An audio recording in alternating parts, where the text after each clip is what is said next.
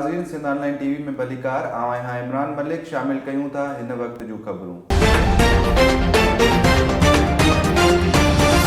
नाज़रीन, बांदी में रेलवे स्टेशन बांदी मेन लाइन ते हुजण सबब गाड़ी जी आमद वफ़के सां हूंदी आहे, जंहिं सबब फाटक हर वक्त बंद हूंदो आहे ऐं देर सां खुलण सबब ट्रैफिक हर वक्त जाम हूंदी आहे। सिंध ऑनलाइन टीवी जे रिपोर्टर सिकंदर अली जमाली जी ख़बर मूजिब सुबुह जे टाइम स्कूल वेंदड़ ॿारनि खे ऐं सरकारी तौर प्राइवेट ड्यूटीज़ ते वेंदड़ माण्हुनि खे परेशानी थिए थी। देर सां फाटक खुलण जे करे ट्रक ऐं रेलवे पटड़ी क्रॉस कंदड़ काफ़ी नौजवान ट्रेन जी टक्कर सबब हादसे जो शिकार थी चुका आहिनि। शहर बांदी जे सियासी समाजी मरकज़ी शख्सियतनि काफ़ी दफ़ा डीएस रेलवे सखर खां मुतालबो कयो, रूबरू मुलाक़ातूं करे फाटक जी तकलीफ़ बाबति शिकायतूं कयूं, पर को बि नोटिस न वरितो वियो।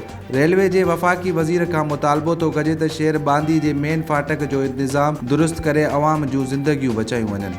वधीक ख़बरुनि ऐं अपडेट्स जे लाइ ॾिसंदा रहो सिंध ऑनलाइन टीवी।